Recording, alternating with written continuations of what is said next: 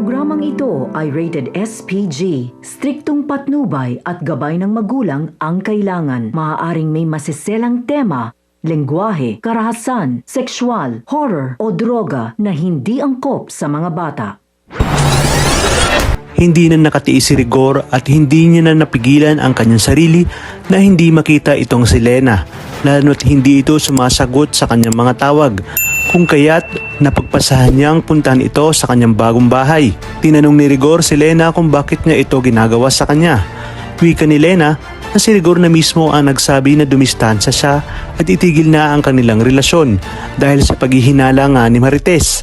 Sinabi ni Rigor na pinipilit niyang tiisin ang kanyang nararamdaman, ngunit parang may pumipigil sa kanya at parang tuluyan na nga siyang napamahal kay Lena. Tinanong naman ni Lena kung nasasaktan ba itong si Rigor, kung kaya't inamin ni Rigor na mahal niya na yata itong si Lena.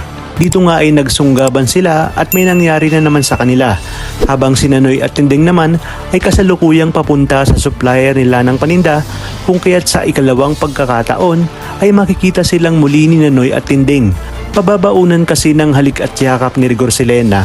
Hindi niya inakalang dadaan doon si Nanoy at Tinding, at kung dati nga ay nakita ni Tinding na magkahawak kamay lang habang sabay na kumakain si Rigor at Lena, ngayon ay mas matindi na nga dahil malinaw pa sa tubig na nakita ni Tinding na naghahalikan ang dalawa. Kung kaya't hindi nakapagpigil si Tinding at sinugod dito si Rigor.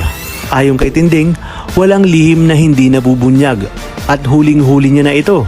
Kaya't wag na umano silang magkaila. Sisiguraduhin umano ni Tinding na malalaman ito ni Marites. Agad namang umuwi si Rigor at inunahan sina Tinding at Noy. At sa kanyang pagdating ay nalaman ni Marites ang tungkol sa pakikipaghalikan ni Rigor kay Lena. Ngunit mariin itong itinanggi ni Rigor dahil nilalason lang daw ni Tinding ang utak ni Marites.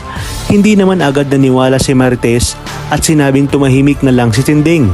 Hanggang sa isang araw ay si Lena mismo ang dumalaw sa bahay ni Rigor at pinapili nga si Rigor kung kanino ito sasama. Dito na ibinunyag ni Lena ang kanyang pagdadalang tao. Kaya naman halos lumubog si Marites sa kanyang kinatatayuan nang malaman niya mismo kay Lena ang buong katotohanan. Sa inyong palagay, marapat lang kayang hiwalayan ni Marites si Rigor para na rin magkaroon ng katahimikan sa tahanan ng mga dimagiba? Talagang kapanapanabik ang mga susunod na tagpo sa teleseryeng ito. Kaya naman sabay-sabay natin itong aabangan. At kung bago ka pa lamang sa akin channel, ay sana'y huwag kalimutang mag-like at subscribe. Pindutin ang notification bell para updated kayo palagi. Maraming salamat sa inyong panonood at hanggang sa muli, kapamilya.